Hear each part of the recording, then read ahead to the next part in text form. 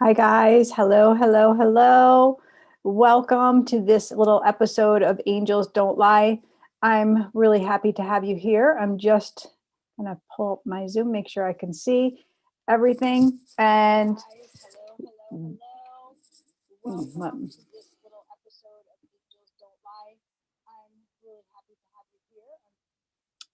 turn that off because I could hear myself. So there you go. So I wanted to come back on. Hello again. My name is Jeannie Street. I am a spiritual medium, healer, and author. And so I shared last week this really beautiful episode of a personal thing that we have experienced in our home. My husband had a near-death experience right before Easter, the week before Easter. During his experience, his heart did stop. Uh, and he just had this beautiful experience, and you can watch that in the previous video. Today, I wanted to talk a little bit about near-death experiences and spiritual awakenings and how they do go together. Again, my husband and I have had these really amazing conversations lately because of the experience that he has gone through, the experience I also have gone through. And what we have found is, and thank you, first off, all of your comments, I have really loved receiving all of them. I want to tell you, like, I'm reading all of them and finding out like what you experienced, and that you don't have to die in order to have a near death experience or a spiritual awakening. That's the cue, and that's what I wanted to talk about today. So yesterday, while we were having our conversation, he was telling me, like, all of a sudden it came to him, like, I have been hearing God talk to me for so long. I just didn't realize that's really what it was. And a few years back, he had decided, I think it was like, how many years ago? It was probably like almost 8 years ago. He got a tattoo on his back. He had a tattoo of Jesus put on his back. And it's not a little tattoo, it's actually his entire back. And it's Jesus with the lamb and the lion. He's got two archangels on either shoulder. And when he did this, when he started to go down this journey of having this tattoo on his back, I think that's really when his spiritual awakening began. I think that's when it started coming in, and he started paying attention to his ability to hear spirit, to hear God, to hear his angels. And I know many of you have these holy experiences as well. Some people, they don't necessarily feel that it's a holy experience. They get kind of stumbled up on feeling predictions or seeing things or getting worried about it, and they don't want it to happen, or they're religious and they think this isn't going to go well. This is not allowed. We're not allowed to have these experiences. But I'm going to tell you something. As a medium, I grew up Catholic. I'm like to say I'm a Catholic girl in an angel world. So again, I was brought up with structure and belief. But what I know to be true, what I absolutely know to be true, is when we are aligned with God and we are doing the work that we're called to do, we're all good. We're good. Like, if you're aligned with God and you have the gift of mediumship, it was gifted to you for a reason. So I always, say to my students that are in my programs, you're going to take this development and you're going to go forward, but I'm going to teach you this method, a God-based method, to use your gifts so that way you're in alignment. My work is in alignment, and I'm going to showcase you how you can do it safely, right? And as my husband was listening to his guidance, his angels, his team on the other side, that led him to make a decision to put this beautiful tattoo on his back. And that was part of our conversation yesterday. And he's like, I'm just remembering more of the experience. And it's not just from then, it's from all of these other moments in my life. And that just brought it all to the surface. And with other people that I've communicated with who have had experiences of being on the other side, this is what they're saying too. It's like a slow process of it coming into big fruition. Like, it takes time to work through the amount of love and compassion and peace that they feel while letting go of maybe old ways or old habits. They now know that they have to stand with purpose and passion and share something with the world. So today was another one of those, conversations my husband had with another man, another gentleman he knew on business call. This gentleman also had an experience where he did cross over, and he had an experience with his loved ones. And God told him, "You can stay or you can go." And he said, "I want to go back. My work's not done." And he came back, and immediately he started doing charitable work. Immediately he started to step into a new role of serving, of serving and supporting. So I wanted to share like my own journey of spiritual, I want to say like, I guess it's awakening, but I've always had this gift, but I lived in fear, so I didn't use it. So my journey was to come back into me, was almost like stepping out of the old way and into this new way, this new life that I created in my mind. And I basically I say like it's an identity. We choose this identity. And the identity is based off of who we really are, right? Inside. And when we lean into the love portion of who we really are and we start expressing it, we can clean up our act. We can clean up our vibrational rate so we can be in the level of love in our soul's frequency, right? So as I was doing this throughout the years, people would say, and even my husband, he would say to me, like, "You're totally different. You're not the same person as you were when we were in high school," because we're high school sweethearts. And I'd be like, "No, I am the same, but I am vastly different where I'm choosing to be me. I'm choosing to let go of the things that I was hiding behind." And now he's really understanding that because he too is experiencing that for himself. So leave me a message below if you have had a spiritual awakening where you decided to change something in your life, to lean into who you really are. And I'd love to know what it looked like for you. I'd love to know, did you do this in alignment with God, with your angels? Did you just feel moved to do it? Did you get a voice inside that led you there?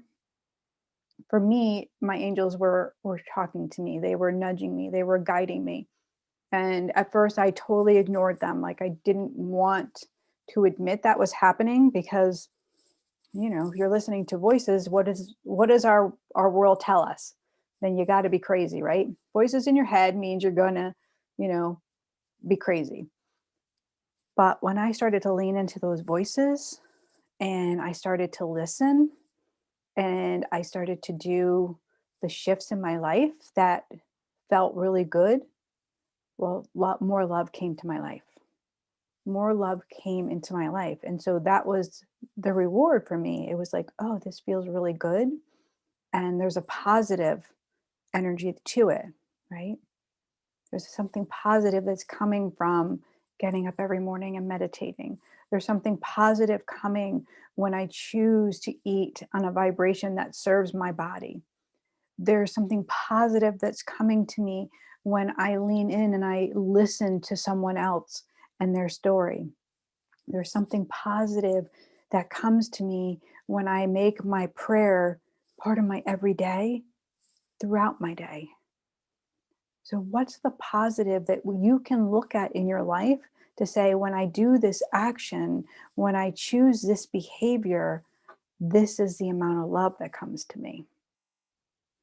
So, a couple of years ago, I decided to start expressing myself with painting, and that's where here in my art room. And I'm not like a good drawer. This isn't something that I'm not a fine artist. I'm a messy artist, and I'm okay with it because it has energy to me. It's an expression to me. It's when I do it, more love comes to me. When I do it, I can share a part of me that doesn't make sense always and put it on a canvas and get my hands dirty and get paint everywhere. And it just feels good. Inside, it feels good. So this isn't for anyone else. This is for me. And that feels good. So does that make sense? Like, what can you do? What can you lean into to have more love come into your life? How can you be in the vibration of love, peace, joy? You don't have to have a near death experience. Your heart doesn't have to stop for you to have a spiritual awakening. All a spiritual awakening is you leaning into love, is being in the vibration in which you're choosing to live. So if you can look at it, like I call this like the emotional staircase. It's one of my favorite things to teach, which is we go through a series. We go through about 8 to 10 emotions a day. We literally go up and down this staircase all day long. We want to be at the number 10. We want to be at this landing where it's like, this is the best feeling we've ever had. I want to be joy. Like, oh, I'm going to be joy up here. And when we're in joy, we feel like we're a magnet. We just feel good. Everything's coming to us. So we might start our day like, oh, today's going to be a great day. But then the phone rings or the kids cry or something happens or your husband, heart stops like mine did. And so what happens is we come down the staircase and we come to an emotion of anxiety, of whatever it is for you. So I basically teach, you're going to list out 10 emotions that you go through, and it's going to take you about a week to come up with your list of 10. Those are your most common emotions. So from the lowest of low emotion to the highest of high, you're going to notice that you pretty much don't get beyond like a 6 any day of the week. You stay underneath that because we're so used to being reactive, and we're so used to our habits of playing small, of being insecure, of blaming, of victimhood, of whatever it is for you. We're all different. That those emotions are what keep us from shining. They keep us from having that spiritual awakening. Guess what? That's how Shmigo, which is who I call fear and ego that lives in our head, his job is to keep us playing low. If we are playing low, we're in that lower vibrational rate, and we aren't going to do good in the world. And we can't show up. We can't be the light. We can't shine. We can't serve. We can't, move forward. And so what is meant for us can't come to us. Because again, these are vibrations. If you look at this staircase, these are 10 emotions you go through each day. Each one has a vibrational rate, has a frequency to it. So for instance, joy, immediately just saying the word joy, like try it right now, joy, your face changes, your smile comes on, your body language shifts. So that has a higher frequency. Whereas if you're going to say insecure, I feel very insecure. Notice in your body that frequency feels lower. Say the word insecure. Put your hand on your body. I feel insecure. What happens is your whole energy comes down, and that has a frequency. So if you're doing these words like I feel grief, I guilty, that's a good one. So many people I work with, I feel guilty. Guilt, guilt, guilt. You can't speak, you can't get out of it, you can't move. Guilt is heavy and burdensome, right? We assign energy to this guilt. We tell stories about, I can't do that, it'll hurt this person. So guilt then rules us, and that's the vibration in which we're putting out, and that's the energy we're receiving. So if you are constantly wondering, like, why does this keep happening? Well, let's check in on which emotional staircase you're living on. What vibration are you in? People that have a spiritual awakening or an NDE, and I probably said NED before because it's literally dyslexic girl over here, but people that have spiritual awakenings or NDEs, they have that sense of peace. They get to those upper staircase. You want to be in an 8, 9, or 10. You literally want to, that's your goal for the day. And throughout your day, the things that are going to get you there are the remembrance of love. And that's what you're going to carry with you. So if you listen to anyone who's had this beautiful, beautiful, scary experience of leaving their body or rising, that awakening, we consider it a rising, but it's really just an opening, right? Your body's opened to love. They're going to say things like, I feel peaceful, I feel joy, I feel so much compassion. You're going to notice behaviors changing. You're going to notice shifts in energy. You're going to notice quietness for a while as they try to process this new vibrational rate in which they are now living. That's all this is, right? So if you want to change your frequency, if you want to change the level in which you're living, you don't have to go through a traumatic experience. Or if you have and you want to get back to it, then I just recommend you doing a daily meditation of leaning into love, of getting that word that feels so yummy and comfortable to you, like joy, peace, love, compassion, and having that be your focus. So we can talk about mantra, right? There is a science behind repeating words or repeating energy over and over, like prayer is repetitive, that it becomes part then of a new behavior. And that's what this is, a new behavior, right? It's a new leaning into love. That's just so beautiful, right? Leaning into love. And that's what compassion is. That's what joy is we lean into love. And it's not outside of you. Here's the bigger cue in, right? This energy, this awakening, or even having an experience where you cross over, it is within you because you are your soul. And the soul is an infinite being of love. Your soul is here and it's with the divine. And that veil in which we call heaven is literally right here. It's here. So when I'm connecting to a departed loved one, they come here. I don't go there. They come here. It's literally here. It's effortless. So when we are working with our energy to up level it, you don't have to change too much. It's inward. It's paying attention to our vibrational rate, paying attention to what serves your body. And here's another thing that I think is so beautiful that the angels taught me is that your body, it absolutely knows truth. Your being, your physical being knows if something's going to serve you. The mind, however, the cravings, the you know, that crazy monkey mind is going to keep you in old habits or playing small, but your body will know truth. So if you put your hand on your heart and on your belly and you ask, should I have candy or should I have a piece of fruit? Your body's going to say, I love some nutrients here. So let's do some good here. Pay attention. Your body's going to tell you, should I pray and meditate or should I go to a movie? And not that a movie is bad or candy is not bad, but if it's going to serve you, if you're looking to serve you, then check in with your body and listen to what it has to say. It's always going to lead you to your next right move. Your head, however, will lead you to more habits, more false beliefs, and to things that kind of trip you up. That's why we meditate. That's why we drop inward to have that experience. We drop inward where the Holy Spirit and us combined, the heart center, this is where the seat of the soul is. This is where you and the divine live, right? That spark of energy that is creation. That's it right there.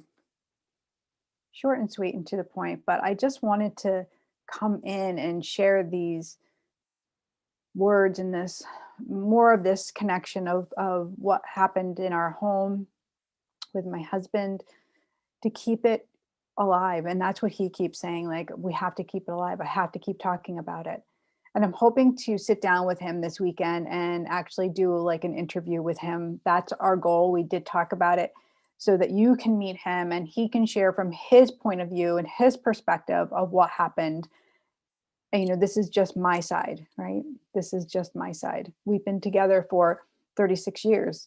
We've been through a lot of, zoom, zoom, zoom, up and downs and easy and whatever. But this is special. This has been so special for both of us and for us as a couple. I have to say, we feel blessed. We feel blessed. As scary, as unfortunate as all of the mess happened, I still feel God has such a great plan, and it doesn't all make sense to us yet. It doesn't make sense to me, but I do know this awakening was all that was needed. It was all that was needed for our love to grow deeper, for his faith to grow even more, for what's coming next for us, for both of us, right? So inside of all of the yuck and the things that we have going on in our everyday, God provides grace. And I hope that you lean in and find your grace today, and that you know that you're meant to be here, and that you're important, and that you are loved and supported. God bless you. Have a most beautiful, beautiful day. And thanks for watching. Bye, guys.